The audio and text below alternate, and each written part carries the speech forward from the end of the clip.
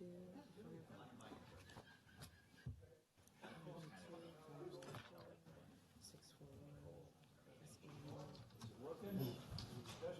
two, three.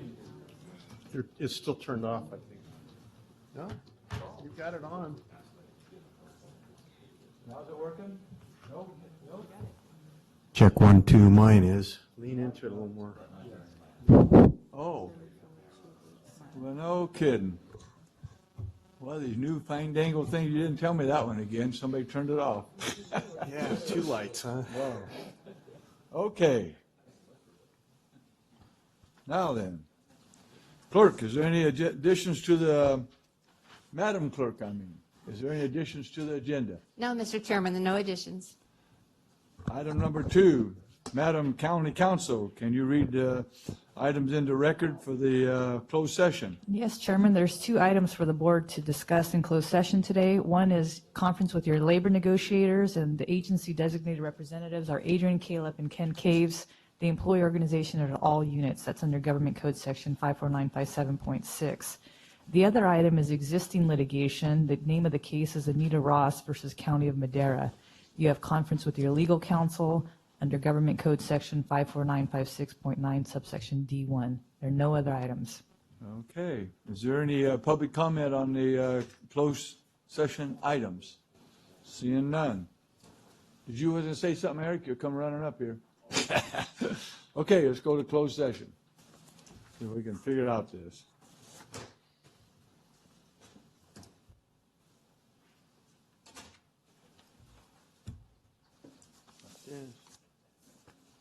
This.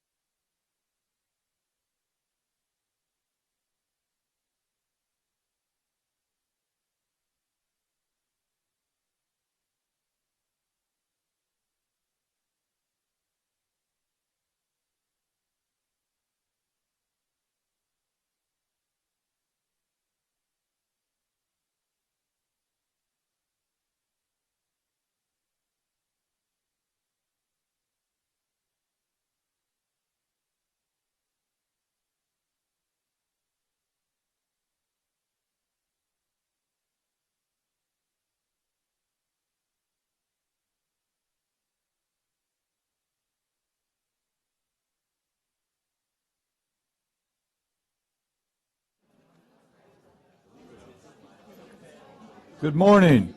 If everybody please take your seat. We're going to get started. A lot of stuff to get over. Oh, get this here. Hey, Matt, sit down.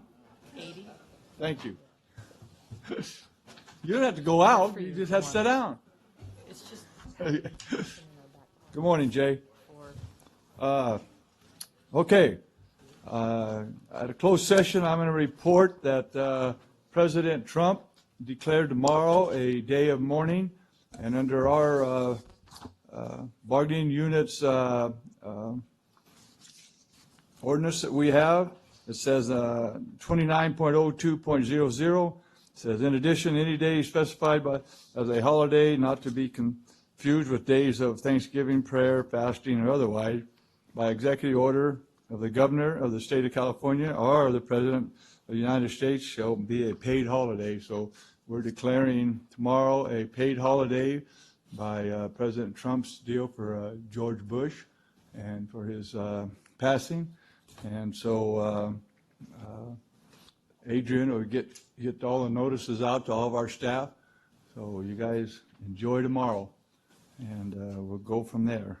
Is there any other reportable action from the closed session, County Council? Chairman, there are no other reportable actions from closed session. Okay. We're going to open and close in memory of President Bush and a very, very, very good friend of mine who passed away 2 weeks ago now, Lou Somerville Prindeville. We went to high school together at Sierra High School. She lived in Norfolk, her and her husband, for years and years. And she was born and raised in Fresno, but raised in Albury. They moved back to Albury, and she actually ran our Loggers Jamboree for about 3 or 4 years when she was living over here. And right after she retired from doing that, I actually took it over. And she was a great mentor. She showed me how to do some of this stuff, although I knew a little bit about it.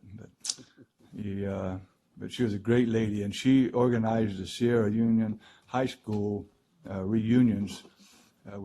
She started doing it, 25 years ago, doing a all-year reunion. So we did that every 5 years, and she was the head honcho of that. And anyway, it's a bummer that she passed away, and it's a bummer for our president. So anyway, we'll go from there. Our invocation will be done by Pastor Lance Leach, and our Pledge of Allegiance is the Madera County 4-H Livestock Judging Team. So where are they at?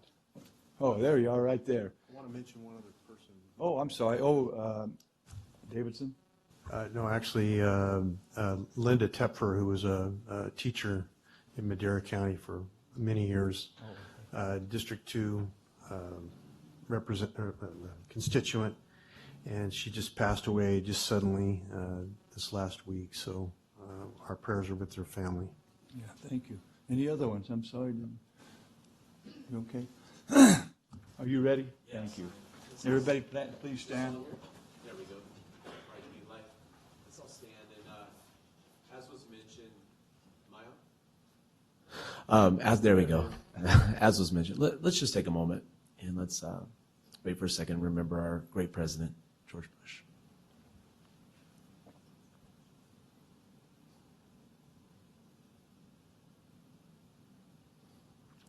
Father God, we thank you for men and women who lead. So many times it's so easy to talk about people and to have opinions, and there's nothing wrong with that. But God, we thank you. We take time and mention not only our late great president, but these men and women who serve our county. We thank you for their leadership. We thank you for their boldness and desire to stand up in front and say, follow me, Lord, hopefully as we follow you. God, we thank you for preserving this great county, for blessing it, especially this last couple of weeks with rain, with snow, and we thank you for the future. We thank you, Father God, for the great people who take care of our county, for the first responders, for our police, our sheriffs, our firemen, our great medical technicians, as well as the hospitals that serve. Thank you for the education, places of education, the schools that serve, our teachers who do such a wonderful job. We're so grateful. There's so much here in this county. We're so thankful for it. And we pray, God, as these men and women who lead this county continue to do so, that you would give them great wisdom, great foresight, that the issues that are at hand that are difficult, there would be a way and that would be seen. Those that are easy, they would celebrate and enjoy. We thank you for the pleasures and the gifts that come during this season. We don't forget that this is a celebration of your chosen one, your anointed one. And we thank you that we can enjoy each other and enjoy our families even more so. In light of those that have passed and those that are in their last years, we know that, Father God, time is precious, and so we ask that we would be able to use it well during this December to celebrate all you've done this year and get ready for a brand new year as well. For all this, we thank you and give you praise. In Jesus' name we pray. Amen.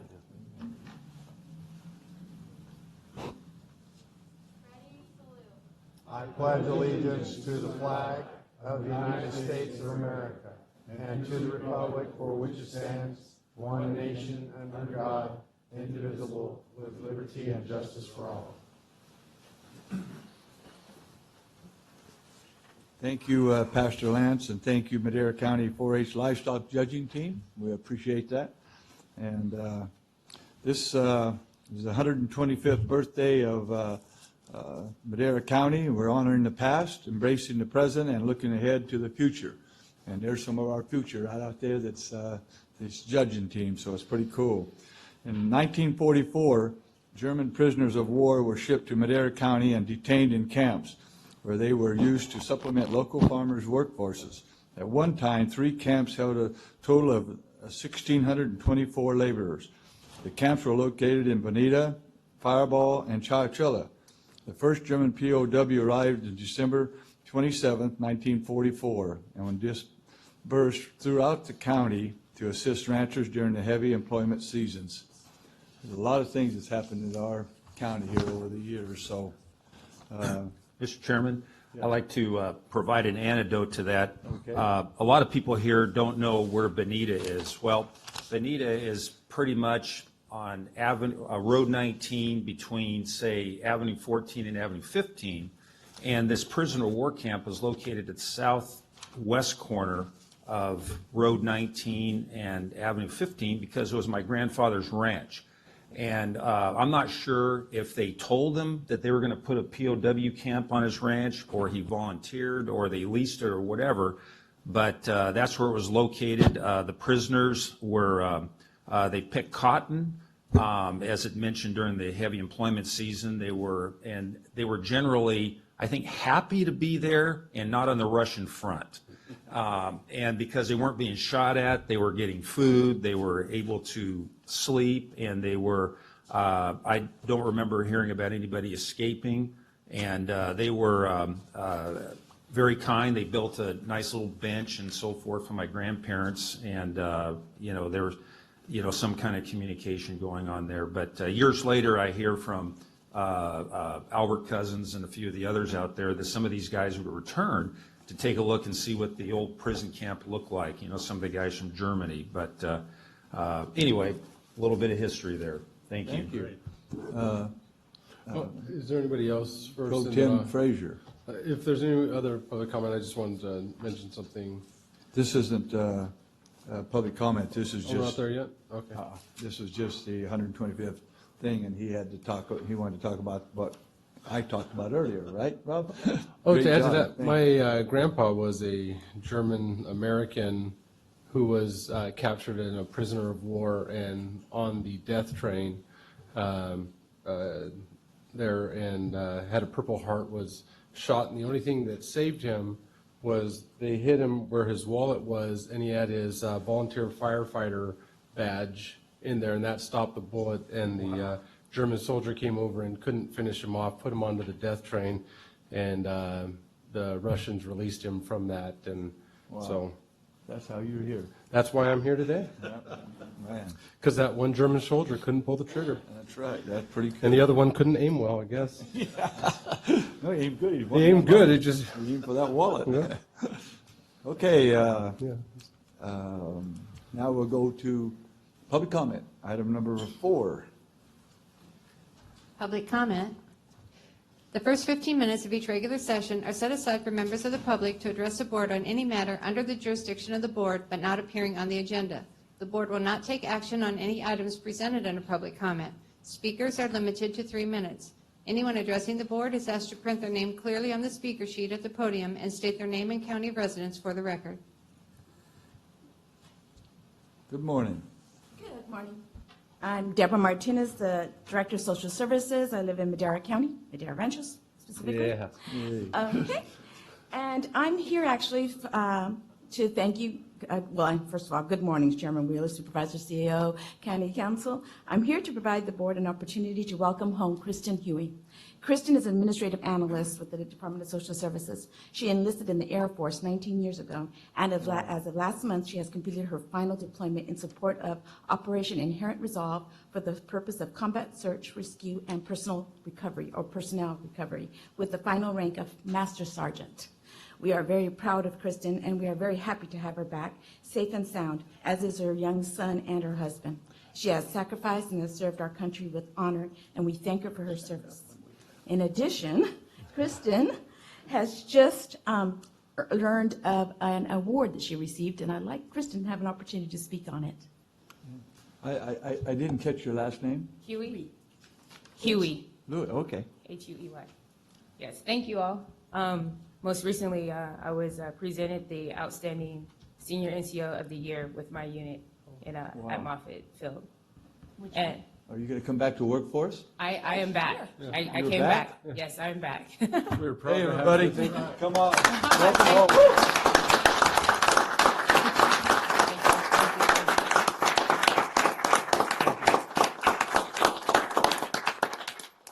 She does a great job for us as well, so thank you very much. Welcome home. Welcome, Thank and you. thank you so much.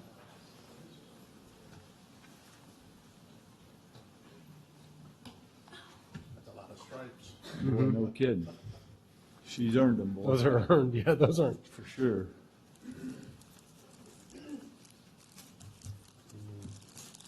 Good morning, Supervisors. Thank you for having me. I'm Sarah Wolf with Triangle T Water District, and I'm here to give you a brief update on the status of the Red Top area with respect to subsidence and groundwater recharge. 1 second, okay, Cheryl? Kristen. Have you got one of our 125th anniversary pins? No, sir. You do now. Sorry, I didn't want her to get out. That's fine. Thank you so much. There you go. Thank you.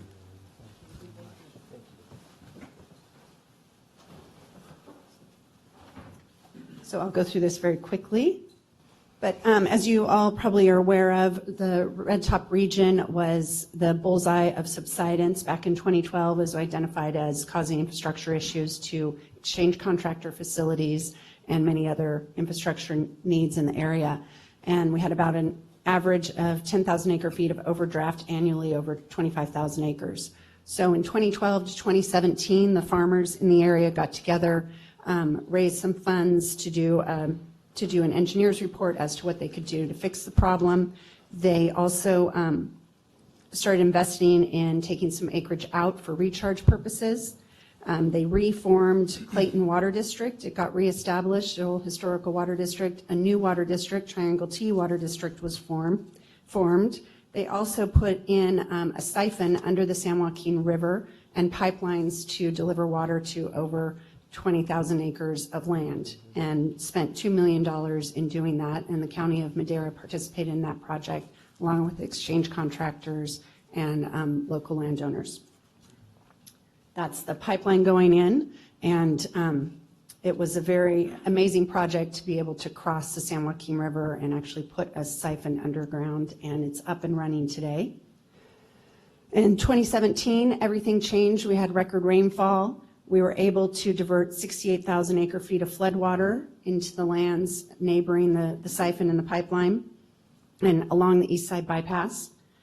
And we had many acreage of crop fallowing. We recharged, as I said, recharged over 60,000 acre feet of water on those recharge ponds and also on irrigation lands that were it was either used to grow crops or to flood irrigate things like grapes and other open ground.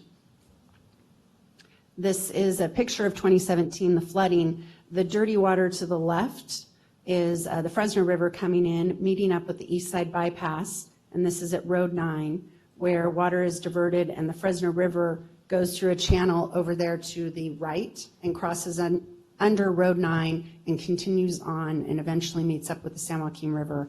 But both the Fresno River, the East Side Bypass were major contributors to flood flow diversions of water that these farmers were able to take. And we had an improvement in groundwater levels of anywhere from 10 to 30 feet increase in 27 by our recharge that was done. And this is one of the recharge ponds that Triangle T Ranch had put in place back between 2012 and 2017. As you can see, it's we're recharging at only about a foot deep, and that's allowed for the best percolation. So it takes up a lot of land mass, but we're not stacking a bunch of water. Right. And so this is the newest subsidence report that came out. And as you can see, there's not red there anymore. It's changed to brown. So we have improved dramatically, and it shifted away from the rivers and the East Side Bypass that were moving the problem out of the area. So we haven't fixed it, but we've definitely made a lot of progress in 2017. And so just what we're doing now, after 2017, we, along with the exchange contractors, have applied for an OES grant, Office of Emergency Services, for $12 million for infrastructure to deliver this future floodwaters and other water supplies. 8,000 acre feet of surface water is delivered in 2018, and both water districts have expanded. Clayton has gone from about 1,000 acres to 10,000 acres. They're in the LAFCO process right now. Triangle T is 15,000 acres in hopes of going to over 20,000 acres in the coming year. And more than 30,000 acres are working together consistently on recharge projects and moving water into the area to stop subsidence. So we just want to update you on that, and I have a brochure that we put together with more detailed information, and thank the county for being a partner with us in that. They've been very active in keeping those landowners moving together as a group, and we appreciate all the support. Yeah, I just wanted to thank you guys too, and I know when we had it in front of LAFCO, it was about a year ago, wasn't it? When we were combining everything and getting ready to put that ditch in, which took a couple of years to get the permit, right? Oh, yes. Yeah, That was I a very remember quite difficult while. process. And to get that pipe under the river, but I can't thank you guys enough for what you have done and stepped up to the plate since they bought that Triangle T Ranch as Supervisor Frazier. I think this is going to become a model kind of throughout everywhere, not just Madera County. We obviously are going to have to try and replicate it in Madera County, but a lot of people talk about a lot of these things and talk about it, and talk about it, and talk about it, and look at how the permitting process is going to take 2 years or 3 years, and then everything just falls off. And then it comes to the time to spend some real money, and then you drop off even more. And you guys have really put your money where your mouth is and believe in something, have done it and showed what can be done in a single year. Nothing's going to be changed overnight, Yeah. but nothing's going to be changed if nothing changes. And so you're the example of what needs to happen. I just wish more would do it, and I also wish that more people would care about my red top subsidence too. So. Well, I do think that we are getting a lot of traction with other neighboring areas that are looking at what we're doing and starting to embrace it and try to replicate it in their areas, so that's a good thing. Thank you very much. Thank you, and thank Mark very much for all the work you've done and coming and all the meetings and everything else. He's right there working with us to try to get this stuff done, so what you got, buddy? Good morning, Chairman of the Board. My name's Anthony, one of the Chief of Staff for this lovely board. So I was just here today to please let people know if you guys want to stay until staff report. I was hoping to talk today about a little thing that's fairly important. I say that's a pretty big issue that's growing in the state is homelessness. We had the opportunity to go to CSAC. We had a conference, California State Association of Counties, and that was one of the issues that they spoke about. There is this grant that's going to be coming out. It's called HEAP, Housing Emergency Assistance Program. And there's going to be $350 million dispersed across the state, with actually $14 million coming to the Fresno Madera area. So I've been really excited where the county, the city, we've had the behavioral health, health department, social services, and also nonprofits coming together. We've had to create a collaborative effort to actually start trying to work on a plan and see what we can do to make sure that a good amount of that money comes to Madera. So yes, obviously, with respect of the 3 minutes, I have a staff report for at the end of this, and we'll be kind of going a little bit more in detail. But I'm very excited about this, and I think this could help in regards to the coordination and making sure that we are all working together to better serve this underserved community. Thank you. Ahmad. Good morning, Mr. Chairman, members of the board. Ahmad Al-Kal, Public Works Director. Actually, the reason I'm here, I apologize, I walked too slow to when you were asking whom would you like to dedicate today's for. Just this morning, we've heard that one of our longtime employees, he's a retiree now, Wayne Singleton, lost his fight to cancer at age 58 on Saturday. So I'll send you the funeral information via emails. Thank you very much. He was a great worker here, a great employee. He was. I loved working with him. He served as our road special districts manager. Yeah. At his, that's his last appointment. Yeah. You want to do that first? Okay, go ahead and do that, Brett. I got these in. I just wanted to personally invite everybody. December 7th is Thursday, Friday. Right. Thank you, Melissa. Out at Tesoro Viejo Town Center at 9:55 a.m. We'll have a Pearl Harbor Remembrance Day out there. The VFW will be out there, as well as the American Legion Post 11, but to remember that day that will live in infamy. Thank you very much. You got that ready, Jay? I just wanted to thank everybody on the 125th committee members who participated in the downtown Madera Candlelight Christmas Tractor Parade of Lights last Thursday.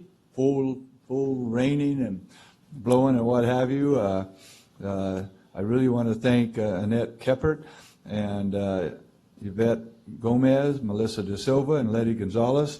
These ladies, despite the pouring rain, participated in the event to represent Madera County. In addition to that, Jonathan De Silva, Melissa's son of JD Farming, participated by driving his John Deere 8330 tractor.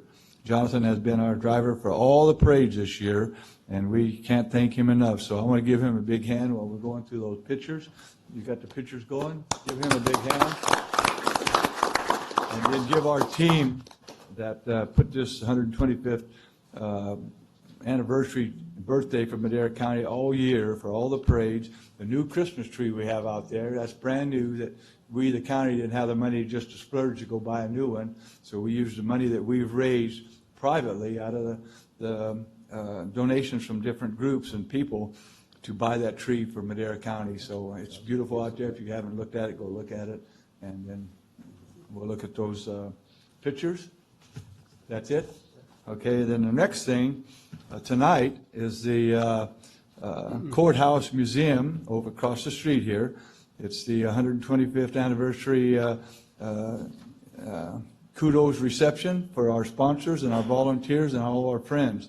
And it starts at 5:30, so if any of you are not doing anything, any of our staff members that you got tomorrow off, you could go and stay there late tonight and enjoy our 125th Madera County birthday. And you're supposed to have RSVP'd by the 30th, but that's a little late, so now you just come because you can tell us and you just go to it. So it's going to be a great night tonight, so please, if you have not doing anything, come over there. And it's probably going to be raining again. It's supposed to start raining this afternoon. So and the other thing is, we got a nice letter to the board from the Friends of Madera Animal Shelter for our additional $100,000 that we put in the low-income spay and neuter program, and we got a nice letter from them, and we appreciate that when they do that. So thank you. And one last thing, our Bass Lake Court shut down last Friday, and one of our old DAs, David Miner, who worked for us a lot of years, he wrote a great editor op in Fresno Bee on 12/1 Saturday about the closure of it, and it gave the history. And I've been quite a few meetings about this already, And this, I wish I'd have talked to him before, because he gave us some great history in that. So if you want to look up Fresno B and look at that on 12/1, it was a great article about that. So, and hopefully we can work out something to help our citizens up there for our courts for coming down here and stuff now. So, any other public comment? I don't see no more. So we'll go to the consent calendar. Move to approve. Second? Okay, we have a second. Any public comment from the consent calendar? Seeing none, thank you, Cheryl and Mark, very much. We appreciate it. Okay, roll call, please. Call for the vote. Supervisor Frazier? Yes. Supervisor Rogers? Yes. Supervisor Poitras? Yes. Supervisor Rodriguez? Yes. Supervisor Wheeler? Yes. Vote passes 5-0. Okay, item number 6. We need to wait till 11 o'clock. It's We that's have- public hearing, so we got to wait till 11 o'clock. Right. So we'll go to number 7. Okay, number 7, Board of Supervisors Department. Presentation of certificates to the Madera County 4-H Livestock Judging Team, recognizing their accomplishments in the overall team category, representing the state of California of the American Royal National Contest in Kansas City, Missouri. Would you like to come on down to the lectern and the dais? Thank you. Come on up.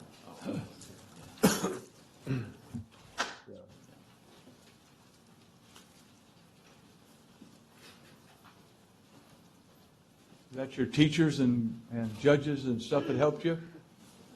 Need 3 more of those.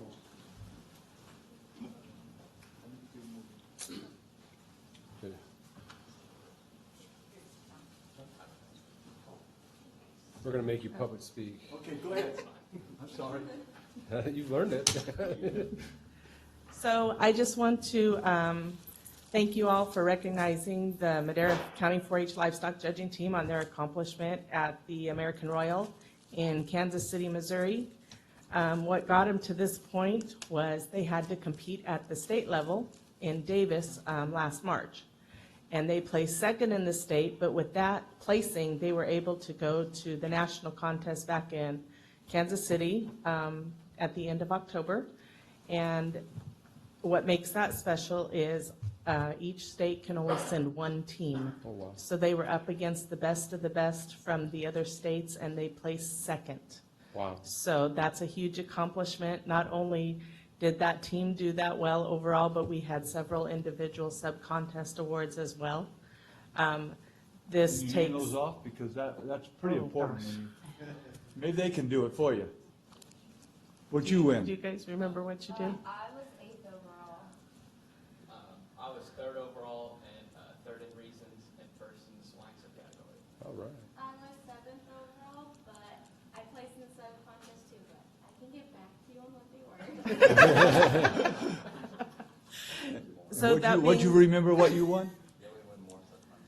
Oh, as a team, we were 1st in sheep and goats. We were 2nd in swine, 1st in reasons, and 3rd in cattle. Great, man. Give them a big So, hand. yeah, they everybody. did great. Got a couple things for you. From Kansas City, did you guys bring us back any barbecue? Sorry, bud. You have some good barbecue there? Yeah. We'll expect ribs next year. Yeah, a few of the samples of the meat.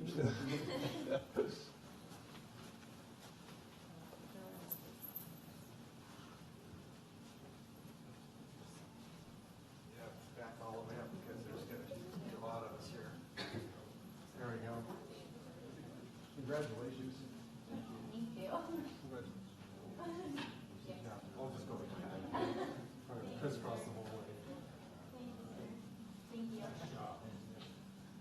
Michael? Dylan? Hey, sir. Garrett? Rico? Oh, that's. Did you get a pen? You got a pen? Make sure it says the right thing inside of the. You got a pen? Does it say the right thing? So you can just say the. Oh, my God. Is it wrong? Yes, but it's fine. It's okay. Oh, you all read it? Okay, we gotta redo it. We'll do it, no problem. Put it down. Put down, Can I get like a minute? Thank you. He's very important, so yes. Open that up.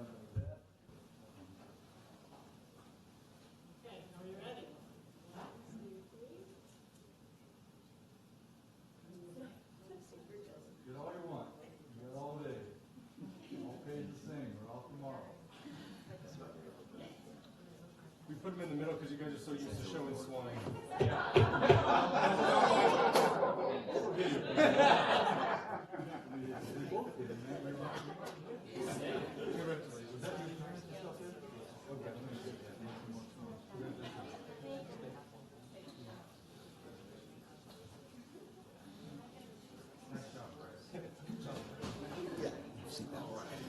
It's that awkward moment of not knowing what to do.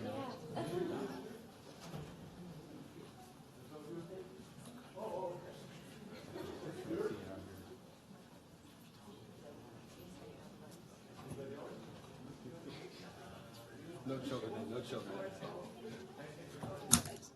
I said I've got no children. Keep on.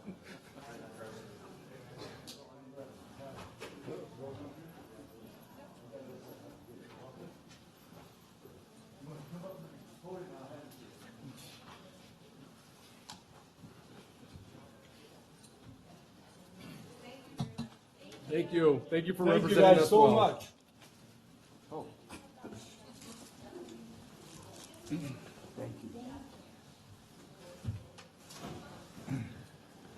That FFA program, 4-H2, they are the best things our kids can do, I tell you. And the competition that they have to go through, it gives them a big start on how to run life, run your business, run your finances. It's everything. It's just, and being number one in the nation like that, that's extra special. So, item 7B. 7B, County Administration Department, Human Resources Operations Division. Hearing to consider adoption of an ordinance amending the annual salary for members of the Board of Supervisors, accepting the 3% salary adjustment, which is proposed for unrepresented employees, including appointed and elected department heads, effective February 2nd, 2019.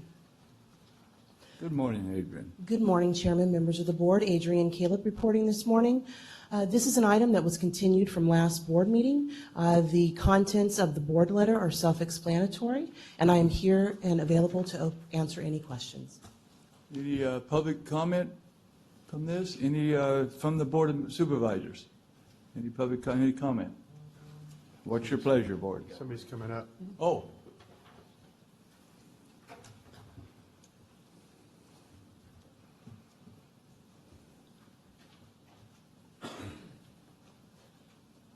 Good morning. Good morning. My name is Michelle Garcia. I'm a City of Madera resident supervisor. Portress is my supervisor.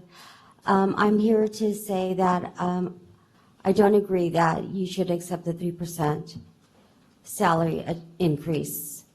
You should just follow what the judge raises, how you do it in the past, according to the judge's salary. I believe you gentlemen have become too comfortable in your positions. You've been here a long time, and I believe that you're the reason why we need term limits. You guys, there's other things that we could do with that.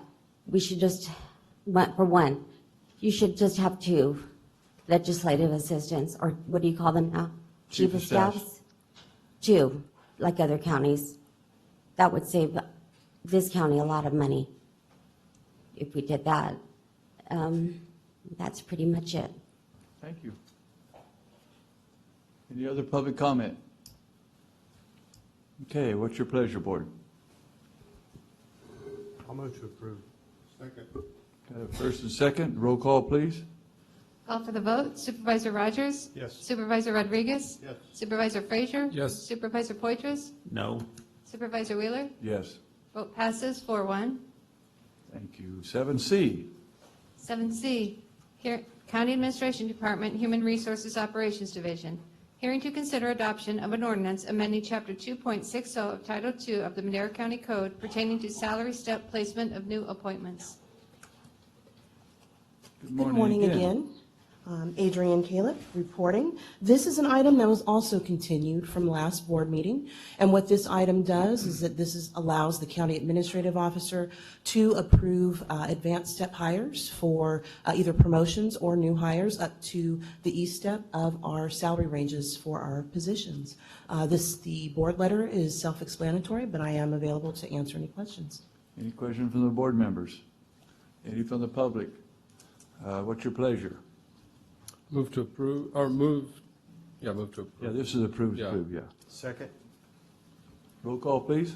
Call for the vote. Supervisor Frazier? Yes. Supervisor Rogers? Yes. Supervisor Poitras? Yes. Supervisor Rodriguez? Yes. Supervisor Wheeler? Yes. Vote passes 5-0. Thank you, Adrian. 7D. 7D, County Administration Department, Human Resources Operations Division.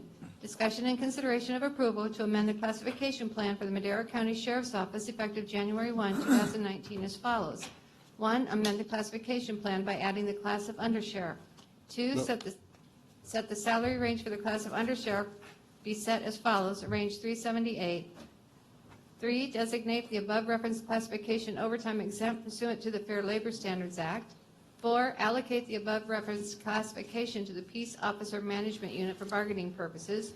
5, direct the Human Resources Operations Division of County Administration to amend the position allocation in Org Key 04000 to add 1 full-time employee allocated to the classification of the undersheriff. Okay, you're going to give the presentation, Mr. J? Miss Adrian says, yes, I am. Okay. So in 2015, we eliminated 2 supervisorial positions as part of the budget cuts. And we reorganized the sworn side of supervision, and we absorbed the non-sworn supervisor's jobs into the sworn side. And that particular job was the record supervisor, and the sworn side was this position, the undersheriff position. Since that time, so we're going on 4 years, this was originally put forth on, I think, April of 2015. We've had a number of things occur that really, in my opinion, would require us to move back to the more classic organization of having a direct number 2 person above the 2 commanders that we have right now. Just a short list of things that have changed in those 4 years is we've gone basically what I'll call full-time at Bass Lake. We don't just use reserves and folks like that anymore. We have dedicated full-time deputies out there. Excuse me for a second, Jay. Hey, Dennis, would you stay just a minute? I'm not leaving. Oh, okay. Sorry. Okay, go ahead. We have become a full-time coroner's office with 3 employees over there, and unfortunately, the number of deaths that we're having to deal with per year has gone up almost as rapidly as the number of 5150s we have to deal with each year, which has gone up, I think, almost 100% since 2015, 2014, right in that area. We're dealing with a number of rapid legislative changes that need more administrative brain power, I guess, for lack of a better term, to apply to them. We're dealing with what Anthony brought up earlier, which is a combination of homelessness issues and mental health issues at a rate that's higher than before, but I think we've been more responsive. We're using the civil department now to deal directly with the folks specifically in the Oakhurst general area and in the river down here in the Fresno River. We have 2 ongoing disasters, I guess I'll call them. The drought's kind of iffy right now. We had a great presentation here earlier about groundwater recharge, but we still have under the norm amount of rainfall and a lot of folks that we're still having to do the project or we're delivering water to them. Ongoing tree mortality issue. I'm sorry, I'm having a little trouble reading this morning. I got a broken blood vessel in one of my eyes, so it's making my eye water. So we've had an increase in the number of, I'll call them invasive SARS search and rescues on the east side of the county, on the east side of the Sierra, which requires more attention from us. We've also implemented this year, this is the first year, we've actually, during the I'll call it the 10 most active summer months, summer weeks over there, there was about, I think, there was either 6 or 8 times during those weeks that we had a deputy stationed over on the east side of the Sierra. Yep. So that's kind of a first for us. And then we've had an increase in the number of both normal cases filed and the increase in the number of critical incidents, not as invasive as the one we had about a month ago, but we've had more circumstances where we've had armed individuals doing unusual things. So that's just basically my wrap up on why I would like to change and re-implement the undersheriff position. Any questions from the board members?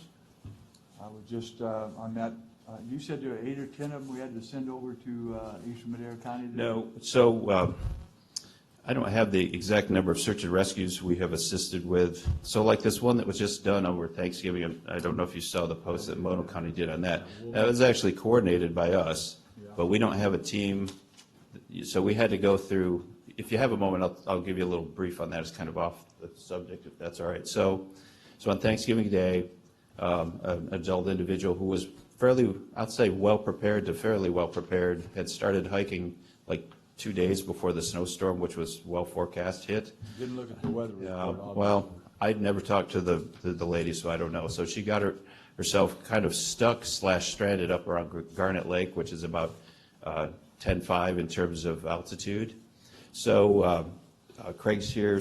I'll just give a plug for CHP. CHP is super helpful for us when it comes to these. Generally, in less inclement weather, H40 goes over there, hoists the person out, takes them to Mammoth Lakes, we're all good. So H40 went over. The winds were super high. They said, we're scratching.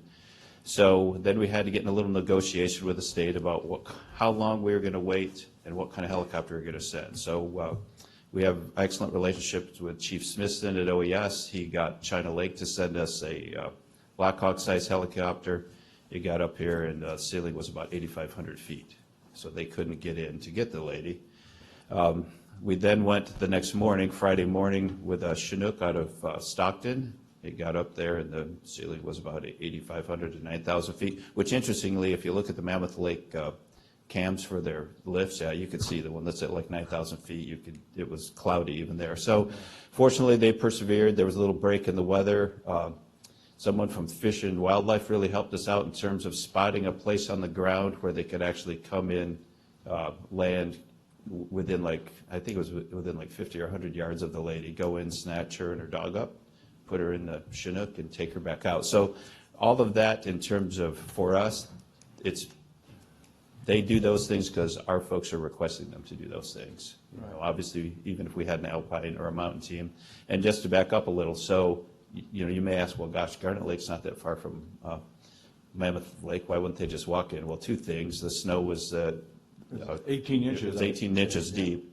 And you also have, it's fairly new snow, and then you had a break in the weather, and then you had more precipitation coming on top of that, and that's like perfect recipe for an avalanche. So their team agreed, no, we're not going to walk in. This is avalanche season. So just to verify, because you're making all these decisions with someone's life, I don't want to say in the balance, but they're certainly not getting any healthier stuck up there, right?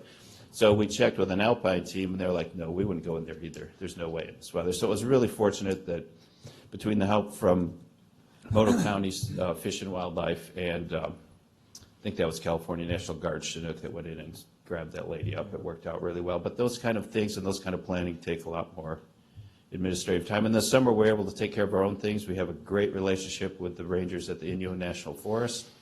We're even having a preliminary discussion with them about if we had one more piece of equipment, we could take over dispatching for them because they have expressed an interest in working with us on that. But to get all the way back, sorry for the digression to your question. So there was about 8 different times where we had a deputy over there this year for at least 2 days at a time. So what we'll do, we'll send them over early in the morning. They'll work that day. They'll stay overnight. They'll work the next day, and sometimes stay another night. Sometimes just drive back late. And of course now Toga Pass is closed, so there's no driving over right now unless you go the 8.5-hour route to the south. So well, that's the reason I brought it up again. I was talking to Stacy Corliss last week at the CSAC conference, and we brought up the idea of transferring our property lines, doing a lot line adjustment again. And I just wonder if we ought to not think about that because it takes up a lot of our time that, like you said, they have 2 or 3 days drive over there and everything. And if we didn't have that, I think we'd be a lot better off. But we need to sit down and talk about that some more. So, but this part of what you're requesting, I'm okay with that, but we got to bring it to the public. Anybody got any comments on his reorganization of his team? Seeing none, board members? Move to approve. Second. Roll call, please. Call for the vote. Supervisor Rogers? Yes. Supervisor Frazier? Yes. Supervisor Poitras? Yes. Supervisor Rodriguez? Yes. Supervisor Wheeler? Yes. Vote passes 5-0. Okay. We got public hearings coming. What do we got? How many more have we got on there? We still got a few of these, so we're going to take a 5-minute break right now, and maybe we can talk, and then we'll start the public hearings at 6A right after that at 11 o'clock.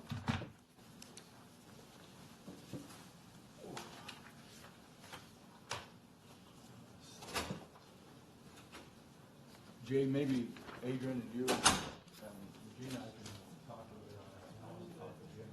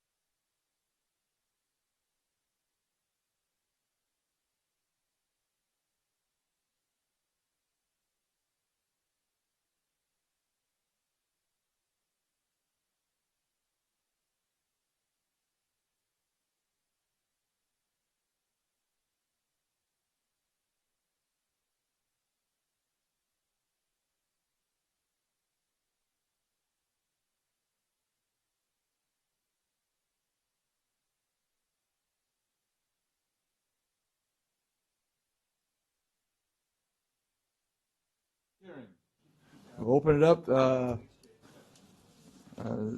to the public now. This is, we got a few items on it. Somewhere I got a pin here. And you guys are, this is for 6A. Hold on. Rhonda. Okay, 6A, Community and Economic Development Department Planning Division. Hearing to consider an application of Madera Service Station LP for a letter of public convenience and necessity to obtain a Type 20 off-premise license to allow the sale of beer and wine at a gas station mini mart. The property is owned by Hagop Durali and is located on the southeast corner of Avenue 18.5 and Road 23, Madera. The parcel is accessed via Road 23.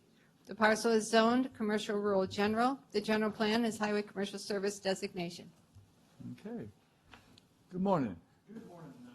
Chairman. Matt Trieber, CDE Director. With me is Jamie I don't think your mic's on. I'll restart it. Okay, I think that's working. Sorry, Matt Trieber, Community Economic Development Director. With me is Jamie Bax, Deputy Director of Planning, and Emily Lane, Planner 1 with us. And with that, we have a brief presentation for you, your consideration on this item this morning.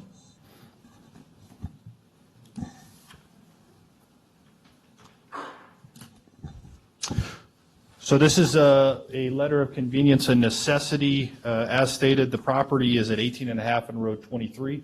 This is a brand-new commercial service station. It's the Shell station out there across on the south side of Avenue 18.5. This is a oversaturated area for the liquor licenses. On one of the slides here, the next slide, this is our zoning, highway service commercial, and the commercial rural general plan designation. This slide is the key one here that shows the size of the census tract. As you can see, here in Madera County, we have very, very large census tracts that stretches for miles and miles. You'll see that this site is located towards the north part of Census Tract 5.03. The map depicts those existing licenses within that tract. Our next map shows a little closer in those areas that have a liquor license within the 2-mile radius.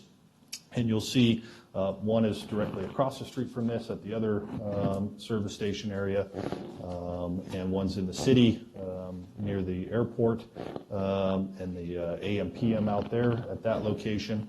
And then we have one on the rural part, a little more rural part of the county.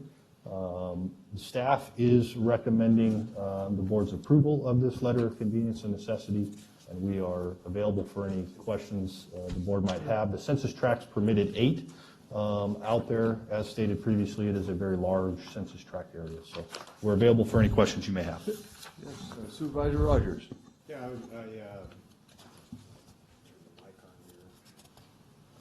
trying to get it to work. Now it's working. No questions, just a quick comment.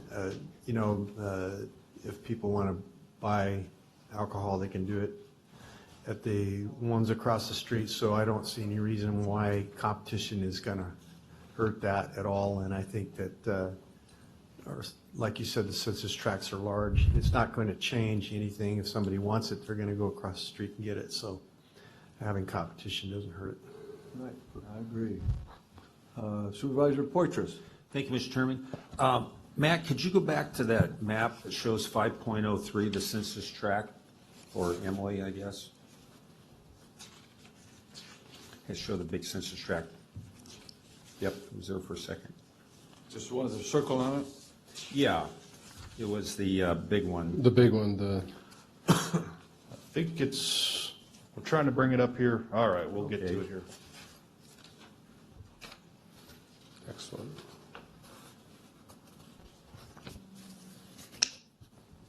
It's also in the packet, isn't it? It's in the packet. I was just going to point out in the in the lower left corner, there's that martini glass right there on Avenue 14 and Road 19. Yeah. That's Bonita Corner. Oh, that's what Bonita is. That's Bonita Corner, and I grew up 1 mile from there, so there Which you way? go. South, east, west, or north? A little bit northwest of there. Oh, okay. So there you go, but right there. So anyway. Back thank then you. with the German POWs, it's probably a They were a beer little- stein, right? They were a little bit, they were on Avenue 15 and Road 19. There you go. All right, thank you. Yeah, and this is beer and wine, not martinis, right? That's correct. Good, yeah. They didn't have a beer stein on the map. Well, we got to do it. It'd be really unfair for them to be competitive, try to cross the street, so, and like Brett said, they can go across there just, if they want it. If people want it, they're going to get it, and it'll help our business programs, I think, for our taxes and stuff for the county, so I have no problem with that. Okay, I'm going to close us and then open the public hearing to the public. Anybody from the public have anything to say on this? You want? It's your time. Good morning, Mr. Chairman and members of the board. My name is Maynard Bojorquez. I'm here representing the applicant. I've talked already. You're Maynard, you said? Maynard Bojorquez. Maynard, okay. And I'm here to answer any questions you may have, and I appreciate your consideration and the request for approval for PCNN. Thank you very much. Any questions of him? Seeing none? Any other people got anything to say? Seeing none, close the public hearing and ask for a motion. I make a motion that we approve. Second? Roll call, please. Call for the vote. Supervisor Rogers? Yes. Supervisor Frazier? Yes. Supervisor Rodriguez? Yes. Supervisor Poitras? Yes. Supervisor Wheeler? Yes. Vote passes 5-0. Thank you. Thank you, sir. Thank you very much. Thank you. Sign your life away right there. Oh, you have to, put your name on the. 6B. 6B, Community and Economic Development Department, Planning Division, 2019 Agriculture Preserves and Farmland Security Zones. 1, hearing to consider the proposed ordinance for the rezoning of lands currently proposed for inclusion in the Agriculture Preserve Farmland Security Zone Program for 2019. Contracts with Madera County under provisions of the Williamson Act. To Agricultural Rural Exclusive 40 Acres District from Agricultural Rural Foothills District. 2, hearing to consider approval of a resolution establishing 2019 Agricultural Preserve 1705, 1706, 1707, and 1708, and farmland security zones 290 and 291. 3, discussion and consideration of entering into an agricultural preserves and farmland security zones contracts for the year 2019 and authorize the chairman to sign. 4, discussion and direction to prepare a notice of exemption for the California Environmental Quality Act Guidelines, Section 15061. Good morning, Mr. Chairman, members of the board. Jamie Bax, Deputy Director with Planning. Before you is the 2019 Agricultural Preserve Program. So as Rhonda mentioned, there are a few items to be considered. The first is a rezone of just one of the parcels to be considered, which is the property owned by David Justice. It is proposed to be rezoned from ARF to ARE 40. This is a requirement of the rules and procedures that all contracted lands be zoned the ARE 40 district. Makes it more restrictive in acreage. ARF actually allows a 2.5 acre minimum parcel size. This will make it more restrictive so they can't split the property anymore. Is this a piece AP 1705? Correct, yes. Okay. This is exempt from CEQA. And so, yes, AP number 1705, this is the property here. It is surrounded by already contracted lands, already zoned ARE 40 as well. It's grazing land, non-prime, non-irrigated. Now, before you go any further on that one, that's past the triangle where they're going to put this mini mart and stuff, right? How far is that back there? What's that? I don't see what that road number is, about the arrow. Road, yeah, that triangle piece, that's Road 209 that intersects 41 down there. You're north of Road 208. You're approximately 2 miles north of that intersection point of 41 and 209. And, who's the owner of that one? David Justice is the property owner. Okay, now are they going to convert this over to trees? No. Almonds? They have not indicated to me that they want to propose irrigating the land. It's unirrigated currently. Yeah, that's what I'm worried about, if they're going to convert this, so. Is there any way we can dictate to that or anything? That, at this stage, would not be something we could dictate. Their zoning, their existing zoning today would permit any sort of irrigated agricultural lands. The rezoning would put further restrictions. As Jamie stated, it's going from a 2.5 acre minimum parcel to a 40 acre, cutting down on that. It has historically been grazing land. Everything around there is grazing land. I know from the issues that we have seen on other surrounding properties, the availability of water is a concern, and frankly, if they had significant water, it probably would all already be irrigated. I don't anticipate, but we don't have the ability today to dictate to them whether they could or could not We're going to start looking into that. Supervisor Frazier? Yeah, this is somewhat of a, I think bringing people into the Williamson Act, I think it's great for the landowners. But, we need to start looking at when Governor Brown took away our reimbursements to the county for the Williamson Act land. I think that's something that the Valley needs to kind of band together on. It's something that we need to start pushing, that we should be reimbursed for the lands that are put into Williamson Act, because it does take away a lot from us. I support the landowner's ability to go into the Williamson Act, since it is available to them. But I do think that we need to look at somehow getting restoration of that funding that the state was sending to counties that had Williamson Act. I think it's, for us, how much did it used to be? I would have to double check. Yeah, sorry to do that. $2 It's a couple $1 million a year that we went through it, a lot of it when we did that Jerry Brown just wiped out. So because putting these in, it takes away from our ability to collect and still provide services for these areas. So I just think that's something that we need to start pushing forward on. I'm sure the new administration will be really open to returning those. Well, Gavin Newsom has Williamson Act land, as did Jerry Brown. But If nothing else, we should ask him to remove his from Williamson Act if he's not giving anything back. These are 9-year contracts right now? Correct. Correct. Okay. Any other questions? Okay, moving on. This is AP 1706 prime ag land, irrigated lands. They grow table grapes at the site. It's surrounded by contracted lands as well. The next is a large grazing area, non-prime, non-irrigated, up in the Raymond area. The parcels surrounding it are also contracted. This proposal actually exceeds the 100-acre minimum requirement. We had a meeting in September where your board approved those contracts that were less than 100 acres to be able to move forward. This actually was not on that list because it already exceeds that acreage combined with the 3 parcels. It's 120, right? Correct. Okay. The next is just northeast of that area. It is also grazing non-prime ag land surrounded by contracted lands. We always make sure when the applicants are coming in to check the surrounding parcels to make sure that they have contracted land surrounding them and that they're not just a standalone and that they would be too small. Is that less than 100 acres? It is. That looks like about 70. It's about 68 acres. It was included in the meeting in September to move forward.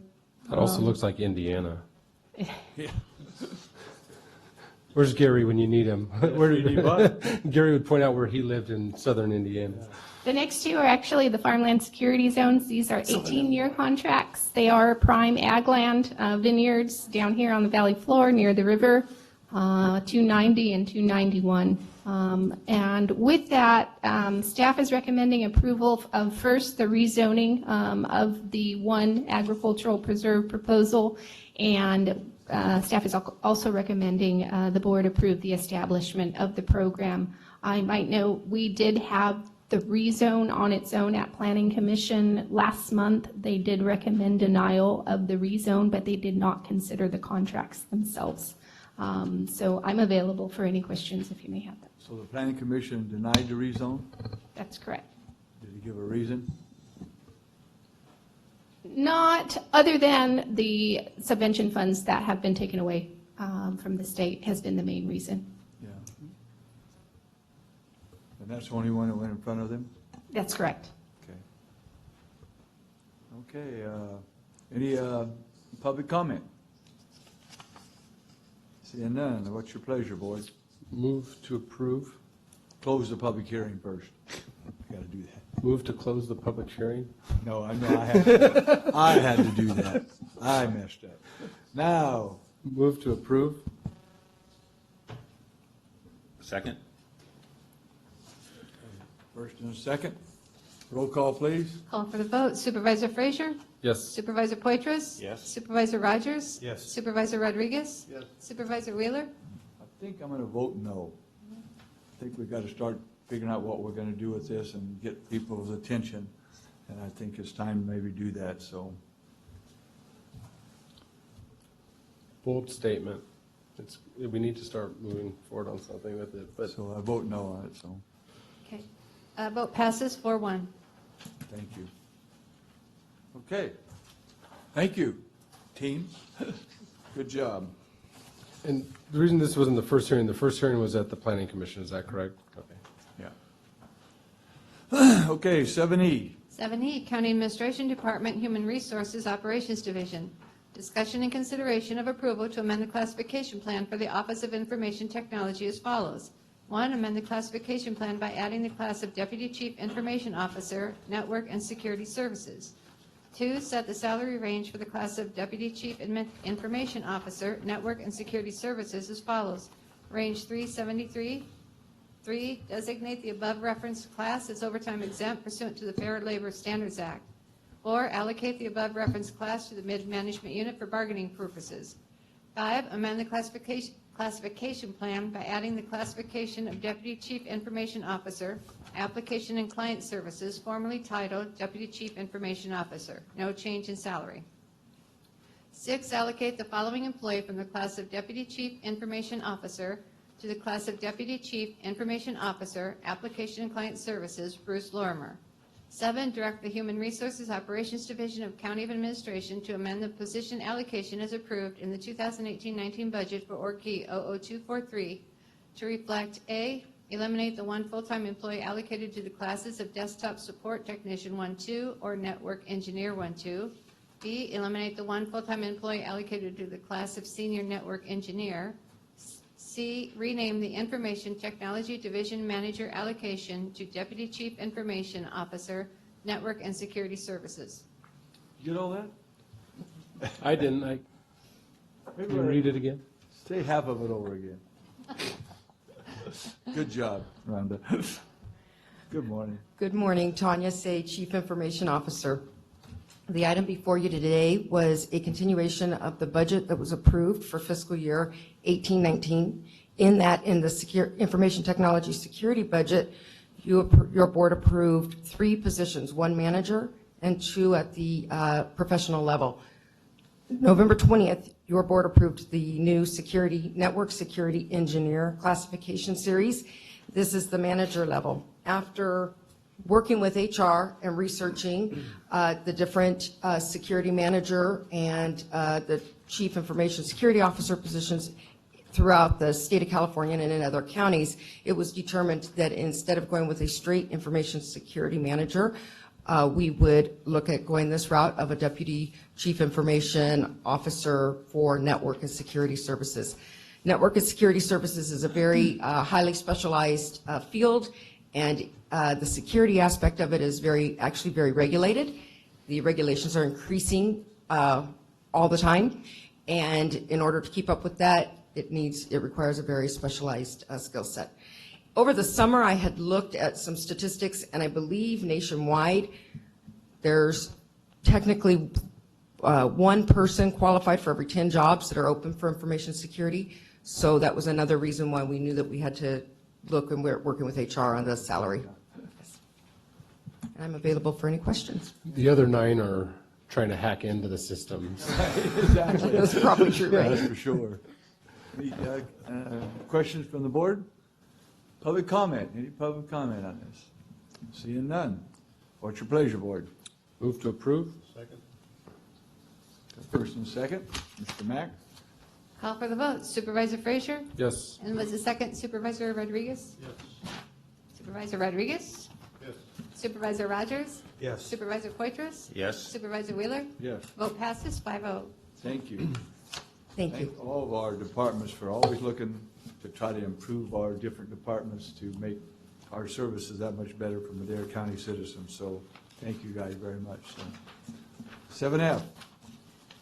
7F, you'll be sitting as the board, you are now sitting as the Board of Directors of the County Groundwater Sustainability Agencies. Okay.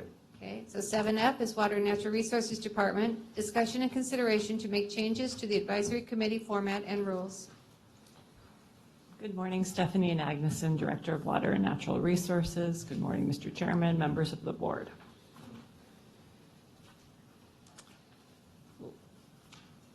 This is not the right presentation. We're going to pause 1 minute. Here comes Mr. J to make sure we got it correctly. Thank you.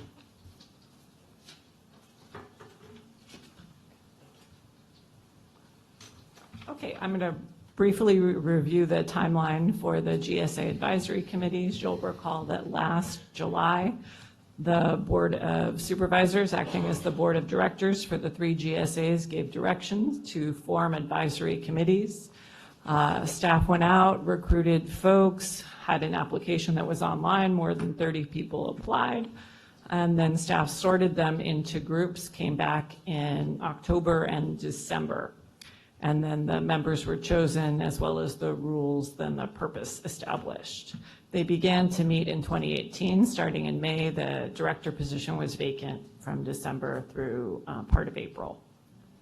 The purpose of the advisory committee is to assist in reviewing groundwater sustainability information as it becomes available, to provide input in terms of key issues that will be in the groundwater sustainability plans, to engage in their respective stakeholder communities and bring information back to them, acting like water ambassadors. The requirements are pretty simple. You need to be a citizen, you need to be 18, and you need to live or work within the subbasin. The Board of Supervisors, acting as the Board of Directors, will appoint the committee members each year. So that's kind of where we are. In 2018, those are our meeting dates. We met in May, August, October, or November. So you can see there were a couple times we didn't have a quorum. The last Chowchilla meeting didn't have one, although we met informally as a meeting since we had a vendor from Micrometer come in. He was coming from Nebraska. For the Delta Mendota, the last 2 times those folks met, they didn't have a quorum, although that's a committee with 5 seats, but only 3 are filled, so all 3 have to be there in order to have a quorum.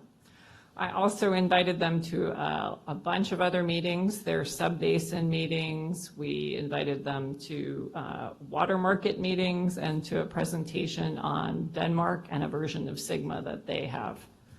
Before you go any further, Stephanie, on that Delta Mendota with only 3 members, should we advertise that again some way, or is it, how? The problem is there's only alleviate that? 3 people that even qualify to be in that area. Is that correct? Yeah, Right? there's only like 3 1,000 landowners? acres that Yeah. are in. It's a very, very small Oh, section. And there okay. was a fair amount of outreach the first time around. So actually, the solution I'm proposing will solve it, I think. Okay, oh, you got one coming. Okay. I do. There's a little bit more. I'm sorry. Oh, it's okay. I just want to make sure we get them, but if. Yeah, we we're just gonna have such a small combine 'em or piece of something. that it's tough. True. Yeah. Okay.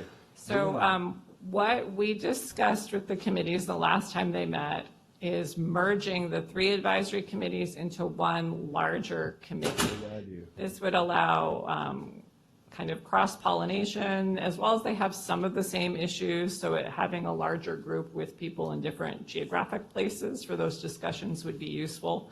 They also would like to meet more regularly, bi-monthly rather than quarterly. And I pulled them in terms of a meeting time, and it turns out during the day is actually more convenient for them than the 6 o'clock time they were meeting at. Okay. So I have proposed times for next year, every other month at 2 o'clock. And then here are the folks that we're proposing. I did separate them for this presentation by sub-basin, just so you could get a sense that there's people from the 3 sub-basins. I also included their affiliation in parentheses afterwards, keeping in mind that just because you have an agricultural affiliation doesn't mean you're not representing landowners and the residential component as well. So most people fall into several different groups. So what this did is it took, I think, 27 total seats and it brought it down to 13 seats total with 5 alternates. Having a larger number of alternates would also allow us to make a quorum in case people need to cancel. So our recommendation is to approve the membership for the advisory committee and their bi-monthly meeting times and dates. I really like that. That is really good, and we need to all work together anyway, so this is putting them all together to do that. And a little thing what we did yesterday, Stephanie and Jeannie Hauben, our new resource manager, and Clay Dalton, we've done a tour of his ranch yesterday and got to see all his water projects his grandpa started in 1914. And there's pipes still running from the springs and stuff from 1914. And it was amazing out there. I hadn't been on his place, and thank you for setting that up. And he's on this committee, and he's really knowledgeable about water. I mean, talking to him for about 4 or 5 hours yesterday was really great. So, Mr. Frazier. Yes, and also there was a thought of like the residential water users having their own subset to advocate for that as well. Yes, I was going to bring that to the board in January, Okay, but I think there is a need for what's called the groundwater pumpers group, and other areas and subbasins have this. In our area, it could be a residential one. Then these folks can work together on strategies, because that is one of the things that's happening and has happened in the past. You have wells going dry, especially the shallow residential wells. Great. Okay, any other questions? Oh, yeah, I'm sorry. Max? I like those words you use, cross-pollination. Yeah. Thank you. Good, Okay, any comments from the public? I don't see none, so what's your pleasure, board? This is how it should have been set up from the Day one. beginning. Move to approve. Second. Roll call, please. Call for the vote. Supervisor Frazier? Yes. Supervisor Rogers? Yes. Supervisor Rodriguez? Yes. Supervisor Poitras? Yes. Supervisor Wheeler? Yes. Vote passes 5-0. Thank you, Stephanie. 7G. 7G, Water and Natural Resources Department, Groundwater Sustainability Plan update by Stephanie Magnuson. Magnuson. Thank you, Magnuson. Thank you. Agonizer. Is that easier? That sounds painful. I have a hard time saying those kind of words, so I gotta make something up. I understand. I think her name's easy, Magnuson. It is 4 words, nag, no Magnuson. son. A The word nagus. nag features prominently, so sorry. A nagus. No, Is that no, correct? son, no, son. Pretty much. Okay, so I'm going to give you an update on all 3 subbasins rolled into one presentation since we're trying to manage holistically here. Thank you. First, a little good news. You will recall I came to the board in May and July asking for a resolution for basin boundary modifications. So they have gone through the system at the Department of Water Resources with staff recommending their approval. So that recommendation came at the end of November. Beautiful. And they'll go to the Water Commission. That's the body that oversees Department of Water Resources. So that's some good news here. These are mostly jurisdictional, but we did have that weird thing where Madera Lake was left out of the subbasin. Was. It was. Now Well, it ain't. when it's official, it will be included. Is Madera Lake in our, or is it going to MID? Right? It was within MID's Yeah. service area. So we have had a number of meetings on the water market. First, we had a brainstorming meeting with the Red Top area to kind of hear their thoughts about how a water market might work. And then The Economist, who's working with David's Engineering, designed a game where people could trade allocations. Kind of wanted to see what would happen with this. You had to offer up shares or bid on other people's shares. And so we saw kind of what was happening with the price of water. Initially, there were no trades because people wanted more money than people were willing to pay. But after we played a couple of rounds and the price of water came up a little bit, we had matches. So I'll be darned. yeah, it seemed like it has some potential for working with some fine tuning. People wanted to be able to carry credits from year to year, and the game isn't that sophisticated at this point. But we are working on this, and you'll recall we have grant funding for this from the Bureau of Reclamation, and we had an initial meeting with those folks, and we're looking at a contract early 2019, probably March. So that's interesting. I mean, you use that kind of a role-playing thing to brainstorm. I think that's really forward thinking. Oh, thank you. We wanted to get people comfortable with the idea of offering something up and then paying a price that other people were willing to take. That was kind of the And negotiation. they probably wanted to act like they were going to pay low until somebody jumped up, I would imagine. I'm trying not to give away the results in Yeah. a way that, but yes, that's what happened. So yeah, That's people, they cute. want That's- they want $1,000 for their share of water, but they only want to pay $100, right? Yeah. So you need to get them willing to pay a little bit more and take a little bit less. Yeah, no kidding. Human? So we are also enforcing an existing ordinance. This is wells are required to have a meter if they were put in after 2015. So the ordinance piece of the enforcement is Water and Natural Resources responsibility. So what we did was we sent out letters asking people to report one meter read that they took in the month of October and reported to us by November 2015. So part of this is it's an existing ordinance. We need to enforce what exists, but also we wanted to see what kind of responses we got in terms of the quality of the data. So what we found was we had a much higher response rate from agricultural customers, and as you know, with larger farms, they have meters and they're used to taking meter reads and doing them accurately and sending them in. They actually gave us some tips on accepting a photo of the meter so that you could get the number and not be misled by someone's handwriting. There were a fair number of hurdles in terms of the residential customers who were not used to this. Some of them thought that their meter was reporting automatically already. A lot of them had trouble finding the number, but we had less response rate with residential users and much higher level of errors and strange numbers being reported that couldn't be true. And in the ordinance, doesn't it also have that there needs to be like a well sounding for depth? They did that initially, right? Yes, Supervisor Frazier, Matt Trader, Community Economic Development Director. The ordinance does require that a sounding, and it has to be, and the meter has to be reset or validated on, I believe it's every 3 years, 3 or 5 years.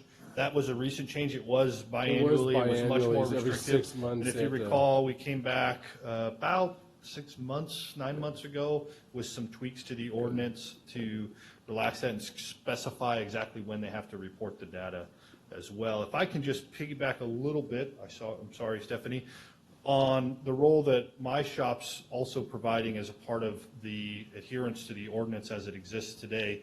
That wasn't always the case, and that we are correcting. We know of a number of wells that have gone in and went in after the adoption of the ordinance that we believe do not have meters. We're aware of those, and we will begin enforcement of that process and making sure everybody since the adoption of the ordinance has their meter in place, and then reporting the data to the Water and Natural Resource Department. So that will fall on my shop via the Building Division, Environmental Health Division, and potentially Code Enforcement, depending on how we do. We will start slow. There are a number of them. And as you can imagine, right, from 2015, you're a property owner that hired a well driller to go out there and drill it and paid them a bunch of money. And now you're going to get a letter from the county saying, where's your meter? We'll be out. So we'll be educating the public. We'll be taking it slow and working with them, right? We're not out there to get fines and penalties and enforcement actions, but we do need to have everybody adhering to the ordinance. The good thing is we know those properties that don't. We have good records of that. So just want to give the board notice of that, as well as the public, anybody who's listening. We are aware of that. We have been approached a number of times from existing well drillers and ag property owners that have spent that money to get that meter in place as required, and saying, hey, these folks over here, we're getting undercut from our competitors because they're not putting meters. $2,000 less. So we have corrected that loophole that was there in our system as of this year, January 2018. Community Economic Development began the process and took that over, and we're assuring that from this year forward, we don't have the issue that we have from 2015 to 2018, but we are correcting it. We know those issues, so just wanted to throw that out there as well. Well, it's important, and we do that just like when we catch anybody else that breaks the thing. We'll give them so many days to correct it, and if they don't, then we can go after with a fine or something.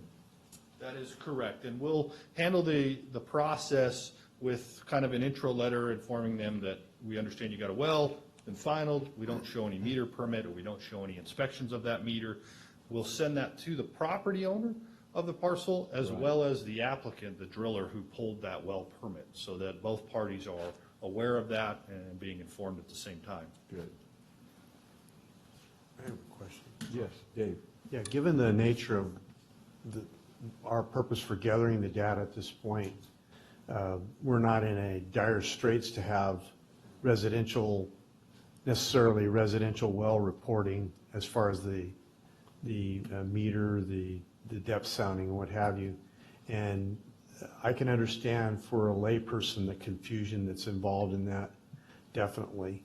I know that the ag portion of our constituency are much more adept at what's happening there, and are we collecting enough data from that to suffice for the time being, let's say? Well, I think it's important to enforce what exists already. Right, I And I agree. think the way I'm using this is it's a good exploration on what would happen when there's larger scale metering within the county. Right. And one piece of that is that, and we all know this, self-reported data, not so good, right? So there is technology that exists. AMI is basically something that will, or telemetry, it will send a read from the meter to a central computer. Just And like that's we do at our special districts water stuff, they send it, so. exactly. So that's probably what we're looking at in the future. But we needed to at least get some data in terms of, well, could this work? Or what sorts of questions do people have? And I think we have that now. Do you have a percentage of reporters and non-reporters and that kind of thing? Yes, there was from one letter, there was a 44% response rate for residential users and 58 for ag. Okay. And only one mistake with the ag reporting. Oh, And okay. closer to Supervisor 60-ish% mistake with the residential reporting. Wow. So that's clearly not a long-term solution, no. just due to the volume of calls and follow-up. Yeah. So on the, because we have to meet certain reporting under CASGEM, right? And to get that data, and with a 60% incorrect data reporting from the residential, they obviously, we need to, once they do it once, they'll probably know how to take a picture of their meter the next time, send it in, and we can get that data right off the bat. But in terms of the sounding of the wells, it's a pretty high price even if it's every 3 years, and then you don't remember if you're supposed to do it. And you have, this person living right here and the next residential person that has it is right next door, and there's a person across the way. We don't really need to have a sounding of all three of those. The cost of having Just in areas. yeah, works so if we really just good. have an area, if we can identify certain areas, or if we're already taking well sounding or depths through our special districts that are close to some of those residential areas, if there's a way that we can come back with an amendment to that, or say out of the well permit fees on residential wells, that someone says, okay, I volunteer mine, and then we get a reading in areas that are of interest, or that, so that we're not creating some burden that's not going to be fulfilled, and then we're spending a bunch of money on enforcement, spending a bunch of money on education, but we just say, okay, this is an area, this is an area, this is an area, and then we have, through our well permit fees, or through whatever we have, to be able to get that collection, we go out and sound one in that area, or is that something that, I think it could streamline the process? And I think you could too. And Sigma is not particularly interested in residential de minimis users Right. under Right. 2 acre-feet per year. And most of these folks, I would expect, are. Right. Except in MD 95.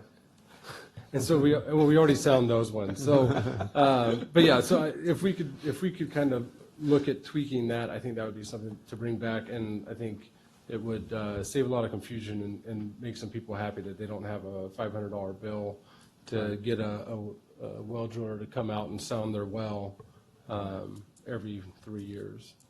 That makes sense. Okay, moving on with your presentation.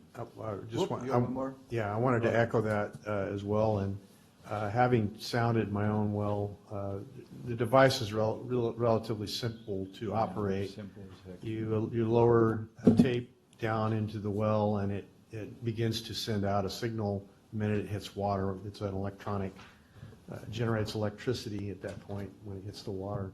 So it's really easy to do. And it doesn't take long. And our staff member could probably do that in terms of very short period of time. You could probably sound 100 wells in a day if you wanted to.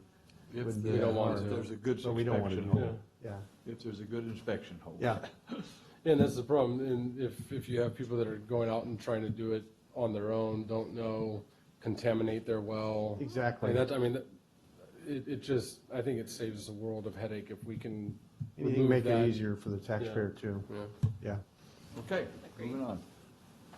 Thank you, Stephanie. Oh, no problem. Quick overview, in the Madera Subbasin, we showed you a version of this slide last time.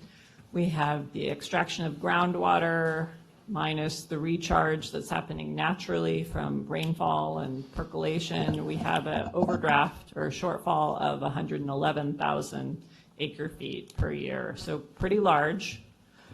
The Chowchilla Subbasin, the analysis is divided into the east and west sections. In the east, there's a shortfall of around 15,700. And then in the west, there's a shortfall of around 44,000 acre feet per year. So you're looking at combined around 60,000 acre feet per year. So less than in the Madera Subbasin.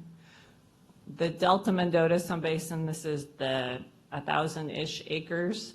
That work is being done with the exchange contractors as the lead agency.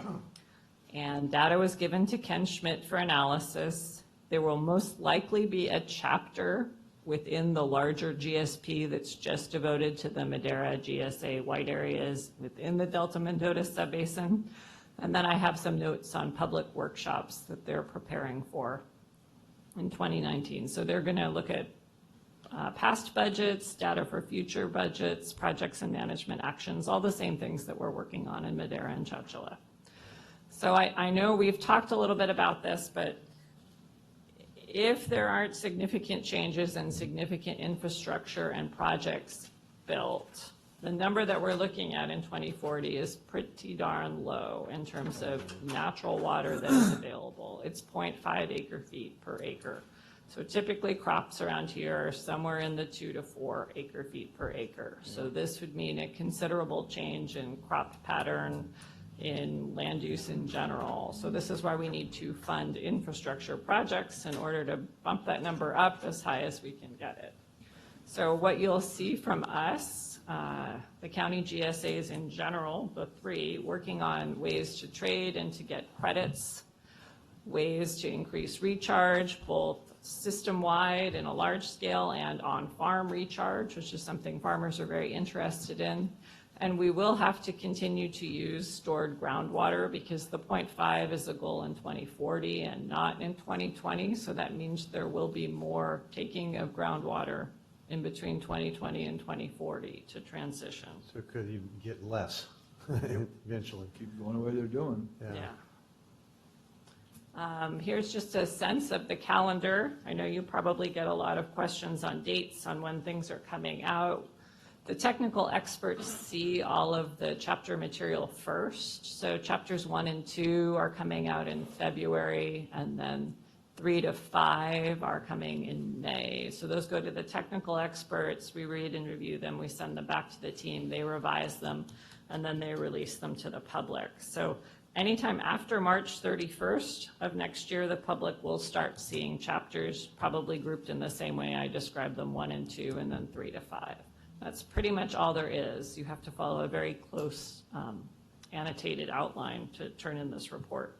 So then there's a lengthy public review process of 90 days. That'll start in August and go through part of November. Then in December and January, every GSA will need to review the plan. And so you'll see that come to you for adoption. The plan is due at the end, January 31st, 2020. Okay. Great job. It is a big project. So Supervisor Frazier. Oh, no, I'll just let her keep going and then I'll. Oh, I thought, I'll yeah, ask. okay, go ahead. Actually, on this one. Okay.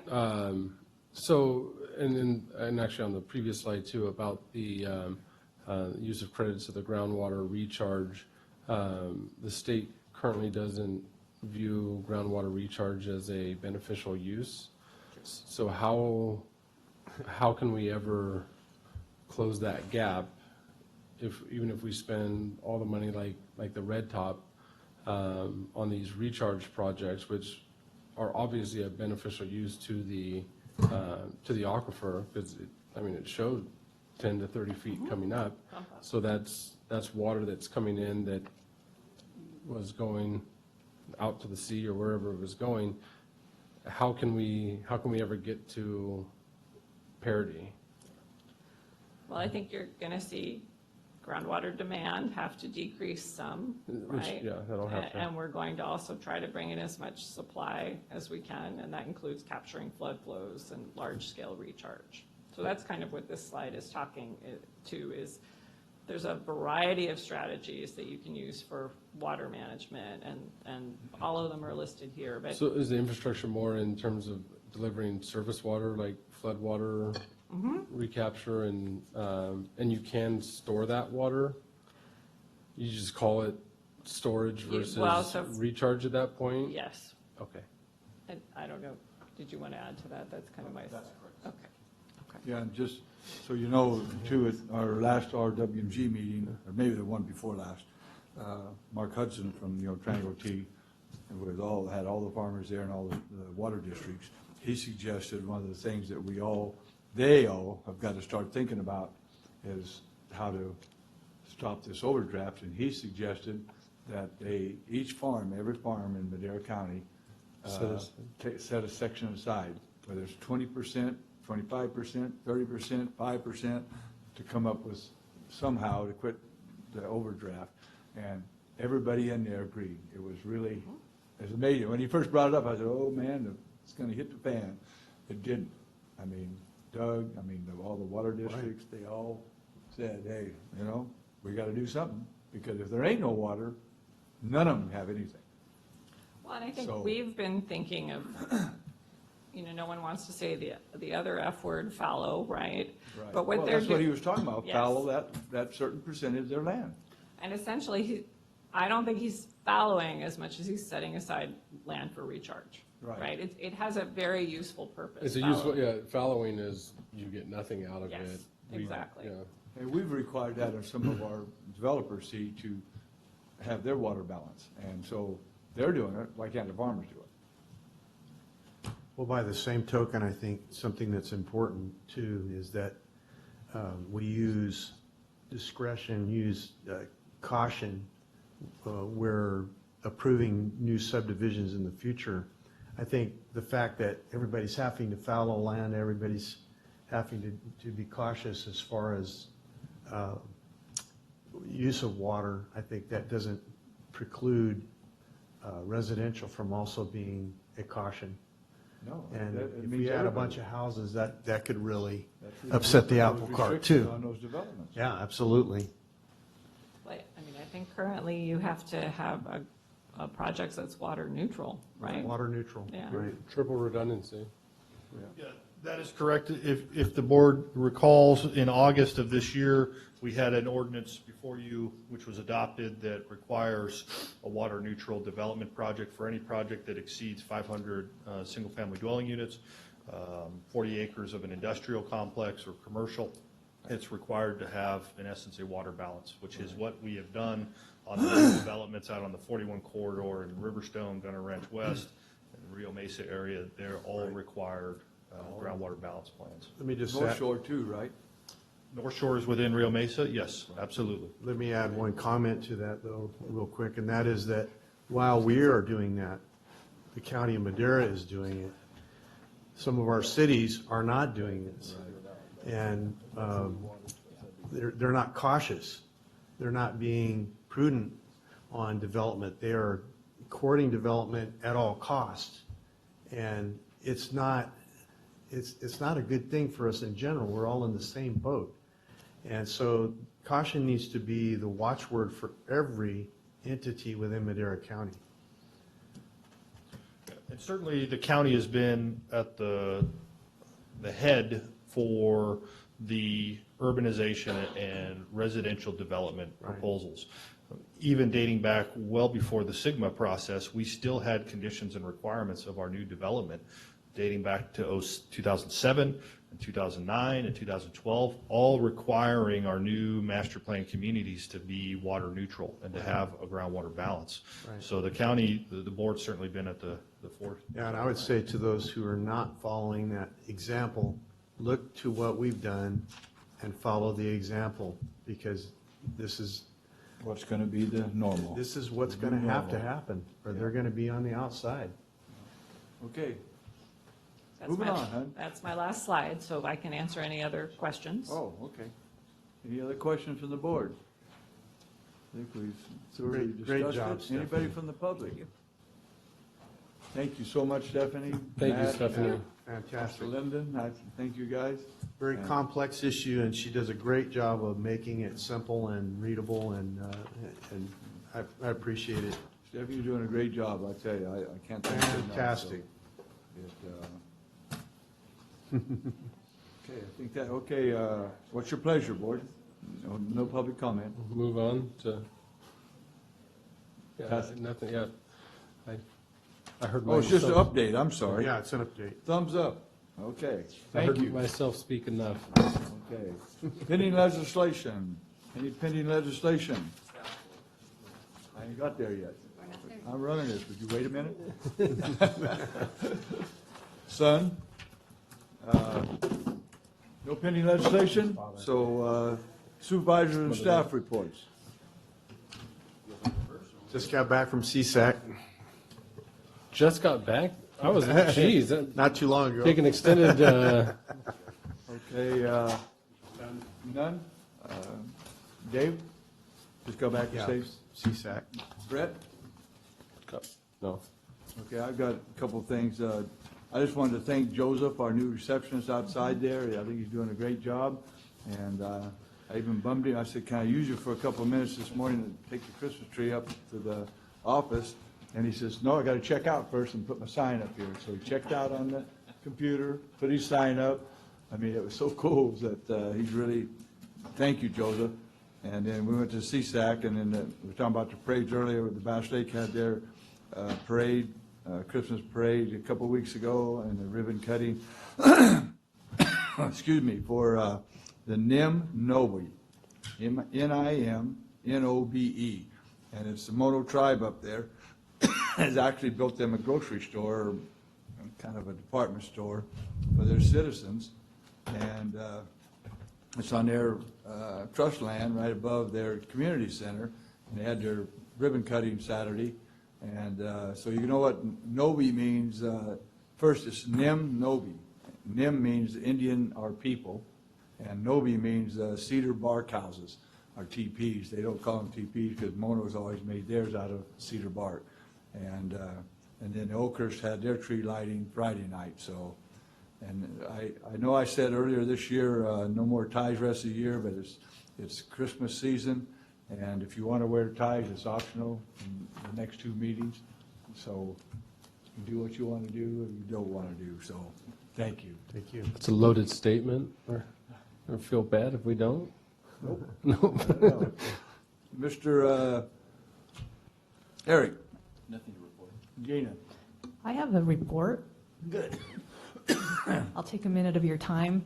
Okay. I wanted to make you aware of a Senate Bill 1300 that's going to take effect on January 1st, 2019. So what this does is make some pretty significant amendments to the Fair Employment and Housing Act. That's 1300? Yes, 1300. Okay. So it's important to us because it helps us determine our liability when it comes to discrimination, retaliation, and harassment. And so some of the changes, I'll just go over the four big picture ones. The standard was severe or pervasive, so something significantly severe in terms of alleged sexual harassment, or pervasive, meaning it happens over and over again.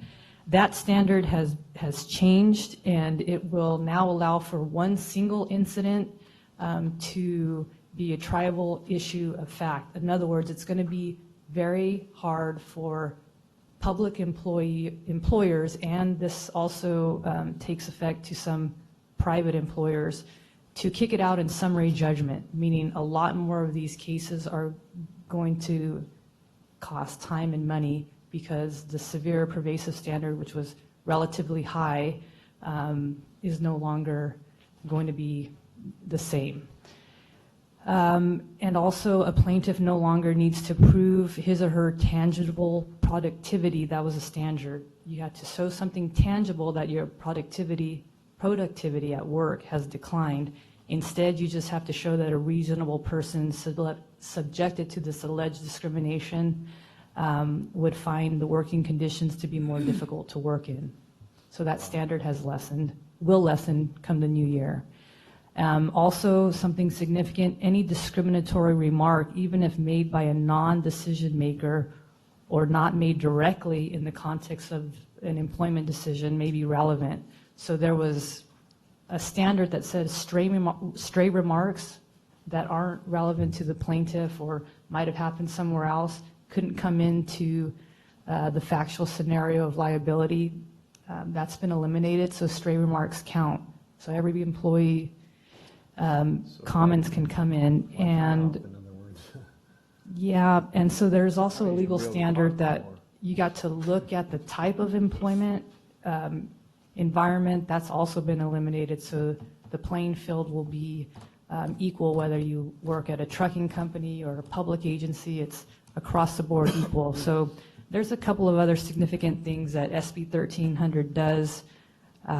Requires training for non-supervisory employees in 2020, and also doesn't allow us or any employer to require an employee to keep settlement agreements that relate to this stuff as confidential. And so they're trying to eliminate any sort of agreements that would require employees to keep confidential to wrap up these sort of allegations.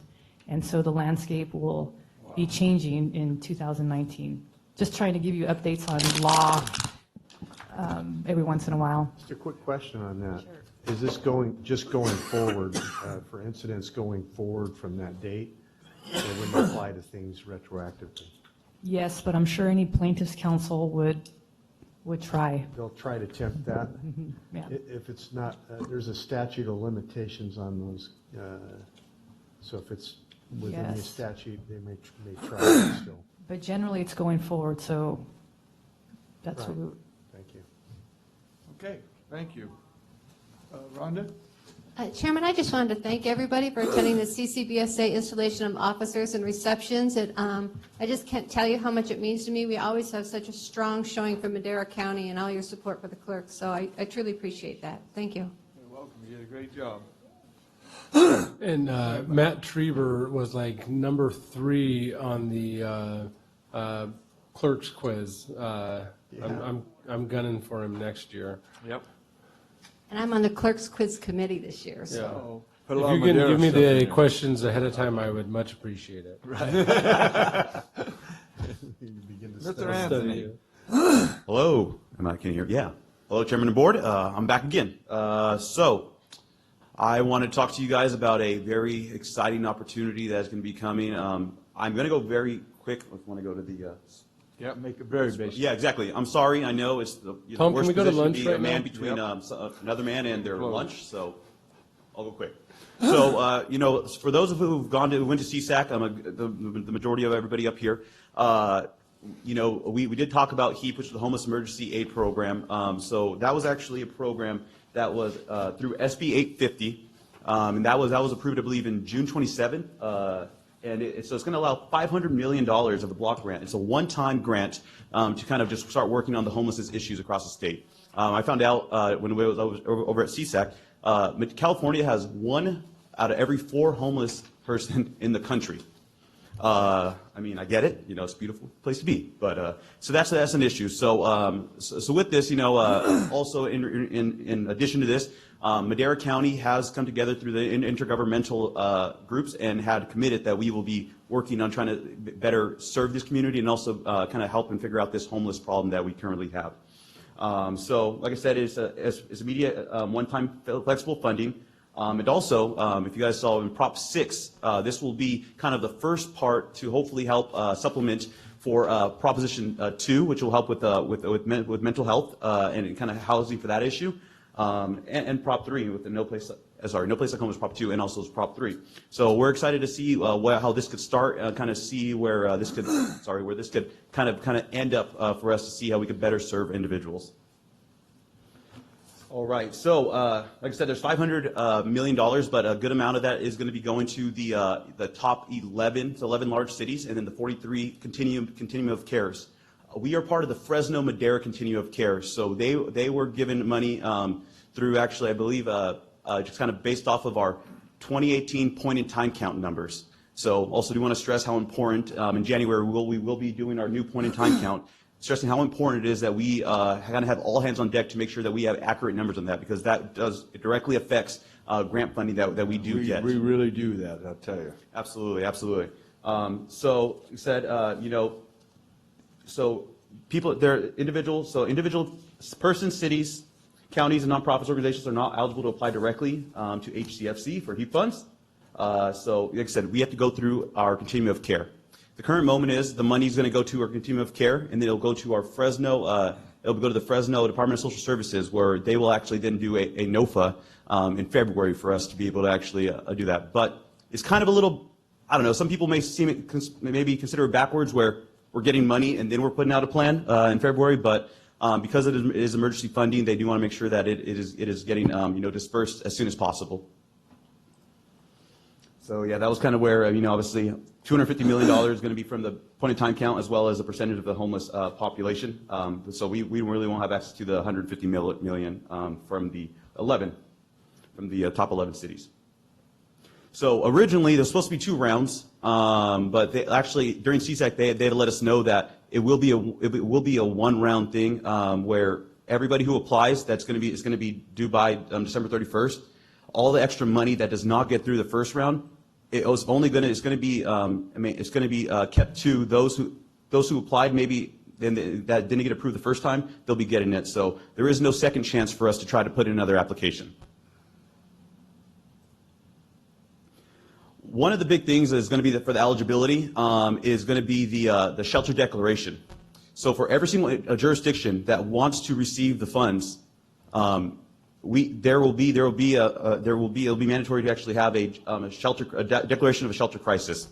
Why do we need that now? So at this moment, the last point in time count, we have 331 homeless individuals in Madera County. Personally, I feel that is a number is low, but obviously we have 2 days to count as many people, so that was what we were able to do with the manpower that we have.